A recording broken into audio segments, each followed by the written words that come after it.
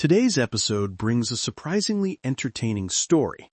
It turns out that China and Russia, two partners often described as old brothers, have gotten into a kind of household quarrel.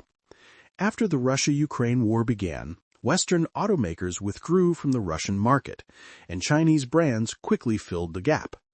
At first, this seemed like a win for everyone. But a few years have passed, and now many Russian consumers feel they were played. They say the quality of the Chinese cars they bought is far too poor. That alone makes this a fascinating and unexpected piece of news.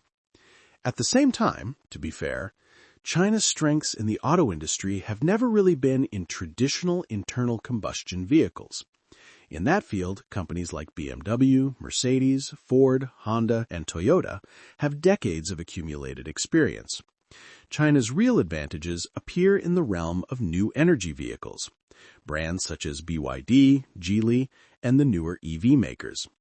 Yet, the cars Russia imported in large volumes were almost entirely traditional, gasoline-powered Chinese models.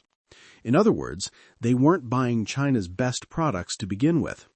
So it's not accurate to say that anything made in China must be low quality.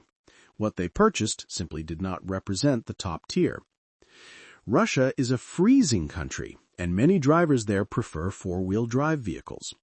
The four-wheel drive models from Great Wall, for example, reportedly sold extremely well. But China is a massive economy in the middle of a major industrial transition.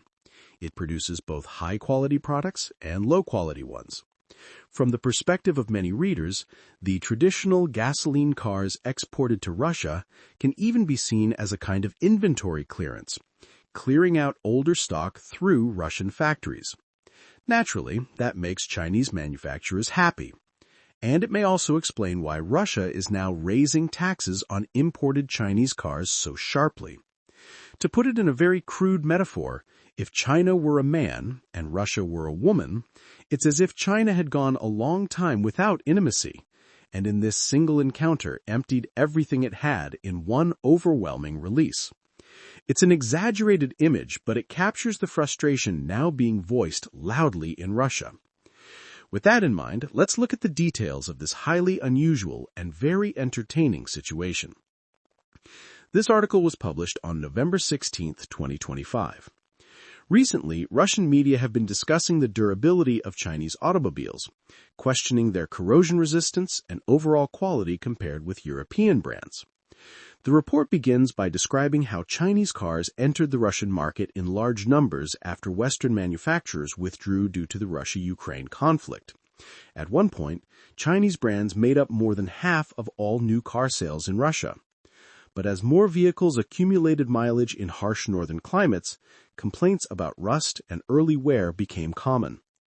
In one scene captured by the Lamar testing agency, a taxi driver named Ivan stands beside his Chinese-made cab, only 2 years old, and points to patches of rust beneath the chassis.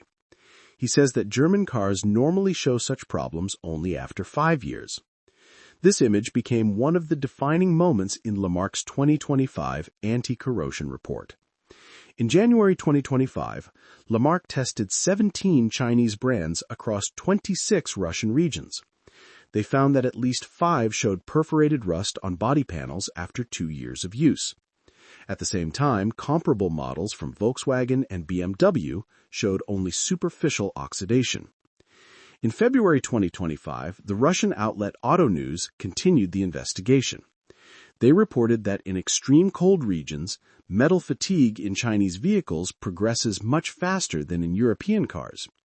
A Siberian taxi driver showed his records.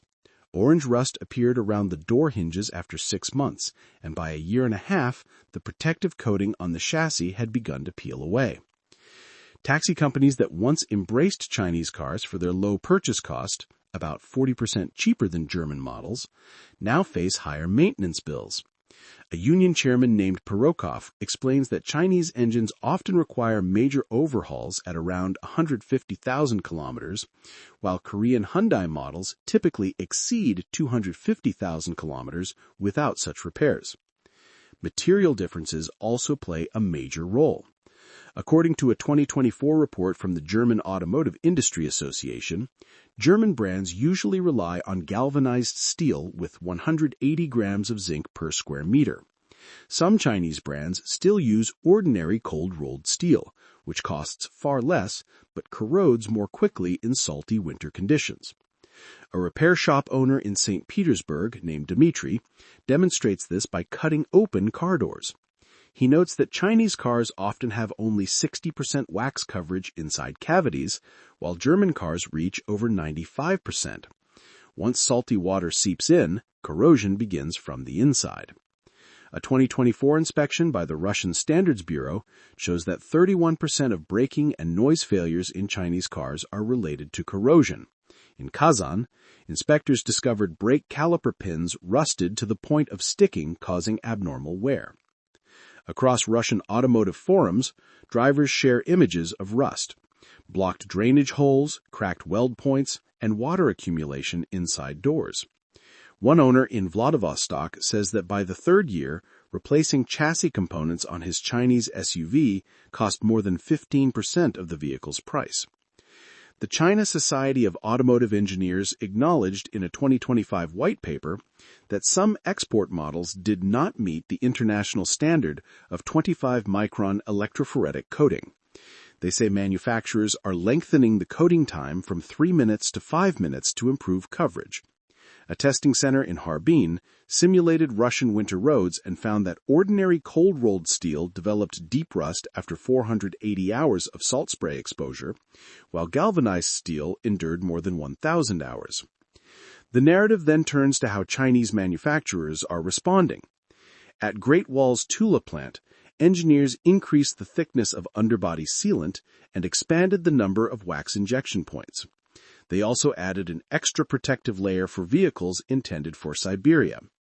At the 2025 Moscow Auto Show, Chery introduced models with improved insulation for wire harnesses and upgraded door seals. Testing confirmed a 40% improvement in low-temperature sealing.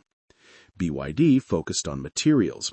For the Atto 3 exported to Russia, the company raised the zinc content of body panels and replaced steel components of the battery housing with aluminum. After 150 freeze-thaw cycles in Swiss testing grounds, the underbody remained intact. Complaint data shows progress.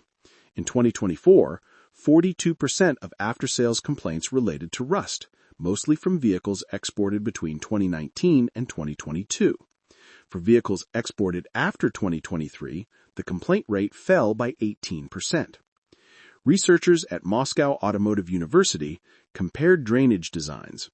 German models like the Tiguan use triple drainage channels inside doors, while some Chinese models rely on simple holes. In regions that use heavy de-icing salt, this design difference leads to 3 times more residue. The 2025 report from the Russian Vehicle Inspection Center notes that quality differences among Chinese brands are widening. Leading brands such as Geely and Great Wall have extended anti-rust performance to more than 6 years, while weaker brands still perform poorly in severe cold testing. A corrosion specialist named Alexander Kuznetsov writes in the magazine Car World that Chinese manufacturers are following the same path German makers took in the 1970s, when they first entered Nordic markets. But he notes that Chinese brands are improving faster, shortening what was once a 5-year transformation cycle to about 2 years. Consumer protection organizations document court cases where owners sued over severe corrosion. In one ruling, the court ordered the automaker to cover 70% of repair costs because the car had accumulated corrosive material from 7 winter seasons. Car care shops in Yekaterinburg now offer maintenance packages specifically for Chinese models, including quarterly underbody cleaning and cavity treatments. They say cars that follow this routine remain 60% better preserved after 5 years.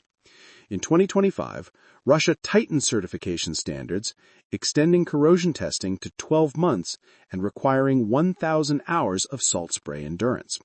Chery met these standards by increasing coating thickness for the Tiggo 8. Parts suppliers report that Chinese brands doubled their purchases of galvanized steel and protective materials in 2024. These items were once supplied mainly to European manufacturers, but are now entering Chinese supply chains. Maintenance records from Ural taxi fleets show weekly underbody cleaning doubles the lifespan of chassis components. But mechanics also point out design challenges, such as protective plates that require special tools for removal.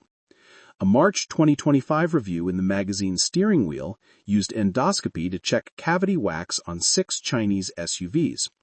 Great Wall's H9 reached 90% coverage, while others showed large unprotected areas. Some of those brands announced improvements only 3 months later. At an extreme conditions testing ground near Krasnoyarsk, temperatures of -50 revealed that plastic parts in Chinese cars failed 25% more often than in European models. Broken clips and hardened seals may seem minor, but they accelerate metal corrosion. An annual report from the Russian Automotive Research Institute shows that the average price of Chinese vehicles rose by 12% in 2024, partly due to upgraded materials.